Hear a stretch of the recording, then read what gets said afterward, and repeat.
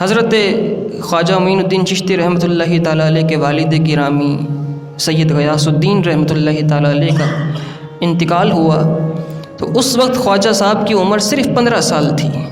15 سال کی عمر تھی اور آپ کے والد کا وصال ہو گیا. وصال ہوا، دل میں خواہش تھی کہ میرا بیٹا دین کا عالم بنے. خواجہ معین الدین چشتی کے متعلق آپ کے والد کی خواہش تھی کہ میرا بیٹا معین الدین عالم بنے، فاضل بنے، علامہ بنے، دین کا علم خود حاصل کرے پھر آگے پھیلائے. یہ خواہش تھی. سال ہوا تو آپ افسردہ رہنے لگے کیونکہ والد سے بڑی محبت تھی اور والد بھی بڑی محبت کیا کرتے تھے. بڑے نازوں سے پال کے اس عمر تک پہنچایا تھا، مال و زر کی کمی نہیں تھی. تو حضرت خواجہ معین الدین چشتی رحمۃ اللہ تعالیٰ علیہ کی والدہ سیدہ بی بی مہنور ان کا نام تھا.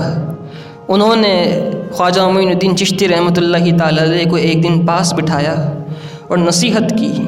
وہ نصیحت کیا تھی؟ گویا کہ ایسا جام تھا جو آپ کی والدہ نے جب آپ کو پلایا تو وہ سینے میں اترتا چلا گیا اور اس کی تاثیر آج تک محسوس کر رہے ہیں. آپ کی والدہ نے جو الفاظ آپ سے فرمائے، آپ کی والدہ نے آپ سے فرمایا، فرزند، اے میرے بیٹے، زندگی کے سفر میں ہر مسافر کو اذیت سے گزرنا پڑتا ہے. اگر تم ابھی سے اپنی تکلیفوں پر پریشان ہو کر بیٹھ گئے تو زندگی کے دشوار راستے کیسے طے کرو گے؟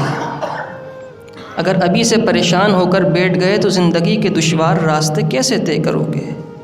تمہارے والد کا ایک ہی خواب تھا، وہ یہ تھا کہ ان کا بیٹا علم و فضل میں کمال حاصل کرے. چنانچہ تمہیں اپنی تمام صلاحیتیں صرف اور صرف علم دین کے حصول میں صرف کرنی چاہیے. بس یہ نصیحت کی، یہ باتیں فرمائیں. جب زبان میں تاثیر ہو تو چند جملے بھی پوری زندگی سنوارنے کے لیے کافی ہوتے ہیں.